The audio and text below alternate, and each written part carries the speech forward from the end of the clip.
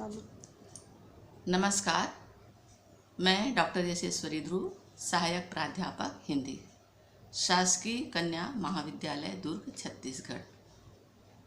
मेरे अध्यापन का विषय है द्वितीय सेमेस्टर पंचम प्रश्न पत्र हिंदी साहित्य का इतिहास के अंतर्गत रीतिकालीन काव्य। रीतिकाल की काल सीमा, नामकरण और परिस्थितियाँ ये प्रथम इकाई के अंतर्गत है और इसके पूर्व मैं हिंदी साहित्य के इतिहास के बारे में आपको संक्षिप्त जानकारी देना चाहती हूँ। हिंदी साहित्य के इतिहास को 3 भागों में बांटा गया है। पहला है आदिकाल, दूसरा है मध्यकाल और तीसरा है आधुनिक काल।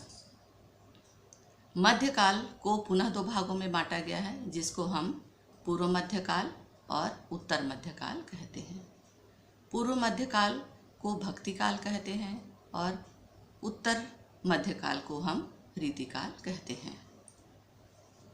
भक्तिकाल की जो काल सीमा है वह 1375 से लेकर 1700 है और रीतिकाल की काल सीमा है 1700 से 1900।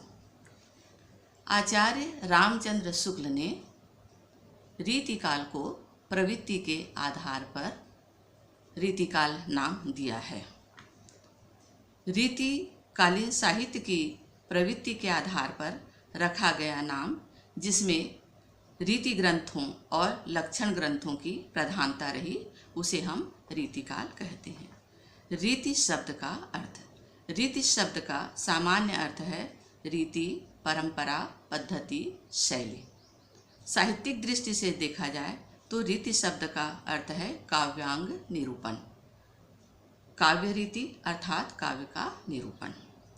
काव्य निरूपण का अर्थ है काव्य भाव, काव्य रस, काव्य छंद, काव्य अलंकार, काव्य हेतु आदि गुणों का प्रयोग कर लिखा गया ग्रंथ है तो वह काव्य निरूपण कहलाता है और उसे ही हम लक्षण ग्रंथ कहते हैं। रीति संप्रदाय के प्रवर्तक हैं वामन। रीतिरात्मा काव्यस्य अर्थात काव्य की आत्मा रीति है। रीति काव्य का मूल स्रोत है संस्कृत के काव्यशास्त्रीय ग्रंथ। रीतिकालीन कवियों को 3 भागों में बांटा गया है, रीतिबद्ध, रीतिसिद्ध और रीति मुक्त। अब हम जो हमारा केंद्र बिंदु है रीतिकाल की काल सीमा। रीतिकाल को अलग अलग विद्वानों ने अलग अलग काल सीमा में बांधने का प्रयास किया है। विद्वानों में आपसी मतभेद है। विद्वानों ने रीतिकाल की काल सीमा का निर्धारण किया है, वह निम्नानुसार है। पहला, रीतिकाल का प्रारंभ आचार्य केशव को मानना। केशव की रसिक प्रिया की रचना 1591 ईस्वी सन। दूसरा है रीतिकाल का चिंतामणि से मानना, सन 1643 ईस्वी। हजारी प्रसाद द्विवेदी ने रीतिकाल की काल सीमा 16वीं शती से के मध्य से 19वीं शती के मध्य तक माना है। गणपति चंद्र गुप्त ने 1600 से लेकर 1857 को रीतिकाल कहा है। डॉक्टर नगेंद्र ने 1700 विक्रम संवत से लेकर 1900 विक्रम संवत को माना है। आचार्य रामचंद्र शुक्ल ने 1700 विक्रम संवत से 1900 विक्रम संवत तक माना है।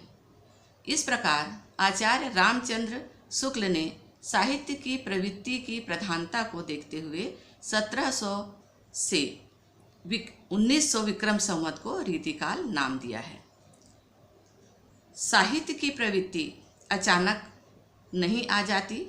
कोई भी साहित्यिक प्रवृत्ति 25-50 साल पहले की रहती है और 25-50 साल तक चलती रहती है।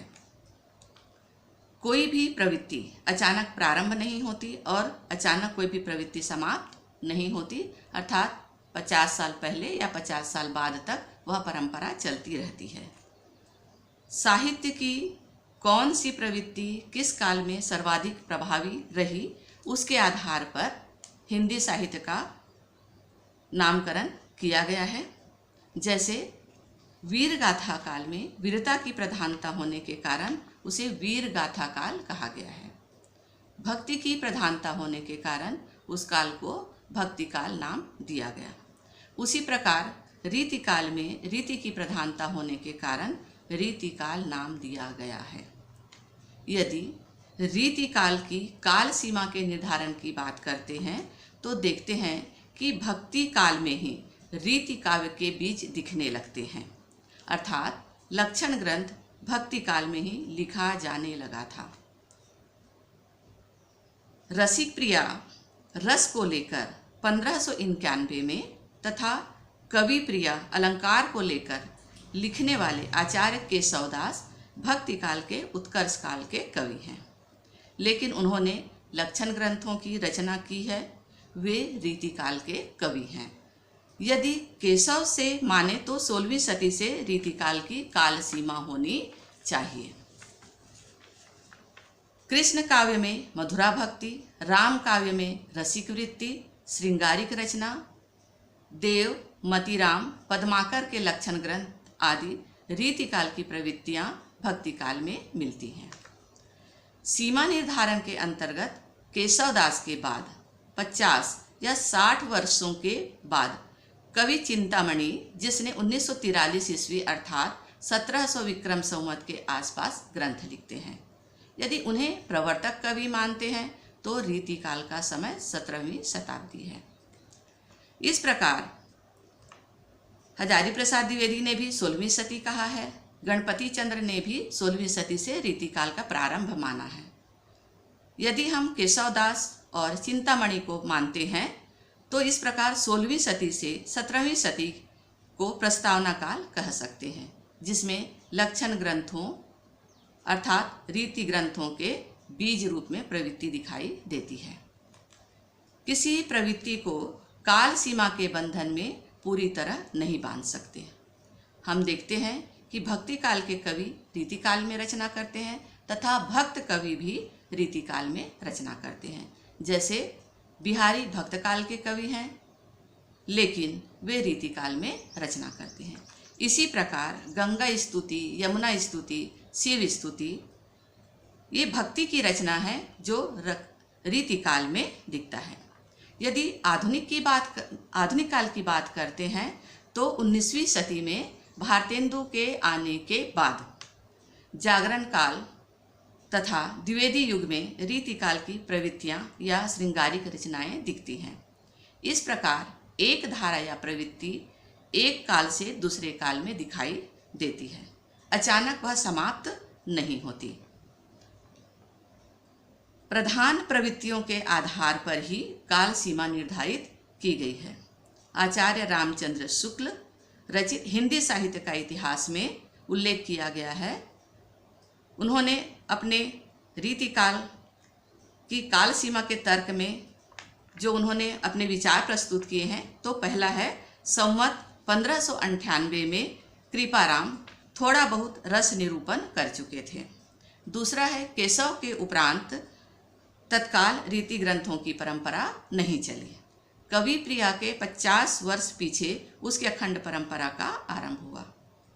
तीसरा है रीति ग्रंथों की परंपरा चिंतामणि त्रिपाठी से चली, अतः रीति काल का आरंभ उन्हीं से मानना चाहिए। इस प्रकार आचार्य रामचंद्र शुक्ल ने साहित्य की प्रवृत्तियों की प्रधानता को देखते हुए 1700 से 1900 विक्रम संवत तक के काल को रीति काल नाम दिया। विद्वानों ने आचार्य शुक्ल द्वारा प्रतिपादित काल विभाजन के आधार को उपयुक्त माना है तथा वही सार्थक, सटीक तथा समीचीन है। धन्यवाद। हो गया, बंद कर।